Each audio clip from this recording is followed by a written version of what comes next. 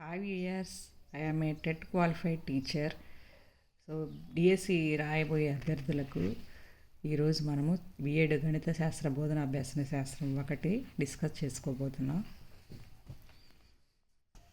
ఇది తెలుగు అకాడమీ వారు ప్రచురించినటువంటి బిఎడ్ గణిత శాస్త్ర బోధన అభ్యాసన శాస్త్రం ఒకటి. దీనిలో మొట్టమొదటి చాప్టర్ మనకి గణిత శాస్త్ర అర్థం, స్వభావం, పరిధి.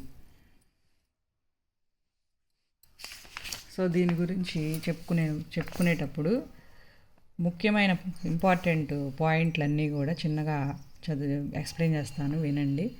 గణితాన్ని ప్రతి వ్యక్తి సెకండరీ స్థాయి వరకు నేర్చుకోవాలి అని కొఠారి కమిషన్ సూచించింది.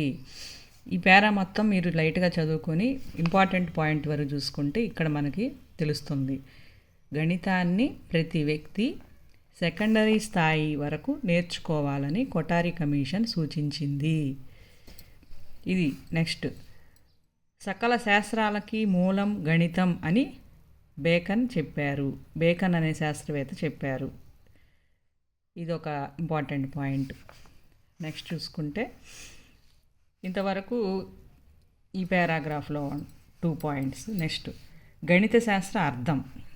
గణితం అనేది గణ్ అనే సంస్కృత పదం నుండి వచ్చినది. సంస్కృతంలో గణ్ అంటే లెక్కించడము, అందువల్ల లెక్కించడాన్ని గణితం అంటున్నారు. ఆంగ్లంలో గణితాన్ని మ్యాథమెటిక్స్ అని అంటారు. ఈ విధంగా గ్రీకు భాషలో మెంథానియన్ అంటే నేర్చుకునుట, టెక్ని అనగా కళ లేదా సూక్ష్మ పద్ధతి అనే పదాల నుండి ఏర్పడింది. ఇంతవరకు ఇంపార్టెంట్ పాయింట్స్. 2 పదాల కలయికే మ్యాథమెటిక్స్. స్థూలంగా ఇవి అవసరం లేదండి. ఇక్కడ చూడండి, గణితాన్ని సూక్ష్మ పద్ధతులు నేర్చుకునే కళ అని చెప్పవచ్చు. నెక్స్ట్ వచ్చేసి ఆకారము, అమరిక, పరిమాణాల తార్కిక అధ్యయనమే గణితము అని గణిత నిఘంటులో చెప్పబడింది. ఏంటది? ఆకారము, అమరిక, పరిమాణాల తార్కిక అధ్యయనమే గణితము అని గణిత నిఘంటులో చెప్పబడింది. ఇలాంటి డెఫినేషన్లన్నీ ఇంపార్టెంట్ అండి, మనం గుర్తుపెట్టుకోవాలి. 1కి 4 సార్లు చదువుకొని గుర్తుపెట్టుకోవడమే ఇంపార్టెంట్ డిఎస్సికి. నెక్స్ట్ వచ్చేసి ఆవశ్యక పర్యవసానాలను ఊహించే విజ్ఞానమే బెంజమిన్ పియర్స్ అని చెప్పారు. ఇవి 2 ఇంపార్టెంట్ అండి. నెక్స్ట్ గణిత స్వభావము, అలాగే గణిత ఖచ్చితత్వం గల శాస్త్రము. గణితం తార్కికమైనది. ఇవన్నీ మీరు చదువుకుని వెళ్తే సరిపోతుంది, అర్థమైపోతుంది ఈజీగా. సంఖ్యలు, ఆకారాలు, సంబంధాల అధ్యయనము. అత్యంత క్రమశిక్షణ కలిగిన శాస్త్రము. ఇవి మీరు హెడ్డింగ్స్ వరకు గుర్తుపెట్టుకొని అర్థం చేసుకోగలిగితే నెక్స్ట్ ఇవన్నీ అర్థమవుతాయని నేను అనుకుంటున్నానండి. నిర్దిష్ట క్రమాన్ని పాటించే శాస్త్రము. అధ్యయనానికి ఆధారమైన పరికరము. ఇవి మీరు ఇంపార్టెంట్ అంటే చూసుకొని ఒకసారి అర్థం చేసుకోవచ్చు. సరిచూసే స్వభావం, నమూనాల అధ్యయనము.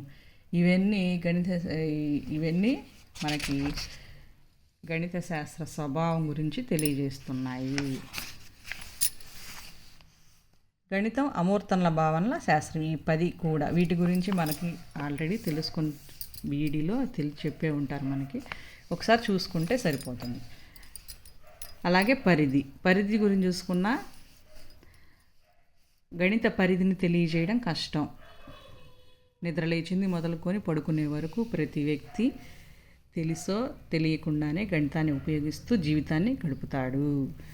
పరిధి అంటే ఎంతవరకు వ్యాపించి ఉన్నది అని అర్థము.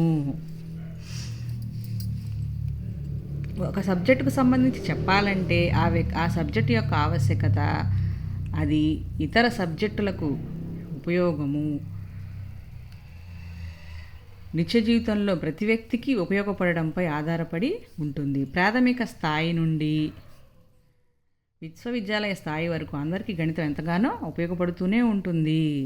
అందువల్ల గణితము పరిధి చాలా ఎక్కువ అని చెప్పవచ్చు. ఇక్కడ దాకా మనం చదివింది బాగా అర్థం చేసుకొని చదువుకుంటా ఇలా వెళ్తుంటే మనకు అర్థమవుతుంది. నెక్స్ట్ గణిత బోధన దృశ్య గణిత చరిత్ర. ఇక్కడ శాస్త్రవేత్తలు మళ్ళీ వచ్చారండి. ఇక్కడ కూడా మనం ఇంపార్టెంట్ చెప్పుకోవాలి. గ్లైషియర్ JWL అభిప్రాయం ప్రకారము ఒక సబ్జెక్టును దాని చరిత్ర నుండి విడదీస్తే ఏ సబ్జెక్టును కూడా గణితం అంతా నష్టపోదు. అంటే గణితాన్ని దాని చరిత్ర నుండి విడదీస్తే ఎక్కువగా నష్టం జరుగుతుంది. కాబట్టి గణితాన్ని దాని చరిత్ర నుండి విడదీయకండి అని ఆయన అందరినీ కోరుతున్నాడు. సో ఇక్కడ శాస్త్రవేత్త పేరు గుర్తుపెట్టుకోవాలి. JWL గ్లాషియర్ ఏం చెప్పారు, ఒక సబ్జెక్ట్ని దాని చరిత్ర నుండి విడదీస్తే ఏ సబ్జెక్టు కూడా గణితం అంతా నష్టపోదు. నెక్స్ట్ 1960, 1970ల నుండే గణిత పాఠ్యాంశాల్లో గణిత చరిత్రను వినియోగిస్తున్నారు. గత 20 సంవత్సరాలుగా గణిత బోధన అభ్యసనలో గణిత చరిత్ర పాత్ర అధికమైంది. చరిత్ర గురించి చెప్తున్నారండి ఇక్కడ. గణిత చరిత్రను ఎప్పటి నుంచి వినియోగిస్తున్నారు? 1960, 1970 నుండి. సుయి అండ్ జనాకిస్ అభిప్రాయం ప్రకారం గణిత విషయంలో గణిత చరిత్ర అంతర్భాగం.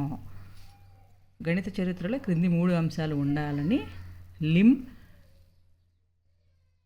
చాప్మెన్ సూచించారు. ఏ 3 అంశాలు ఉండాలని సూచించారు? ఇవి 3 అంశాలు చూడండి.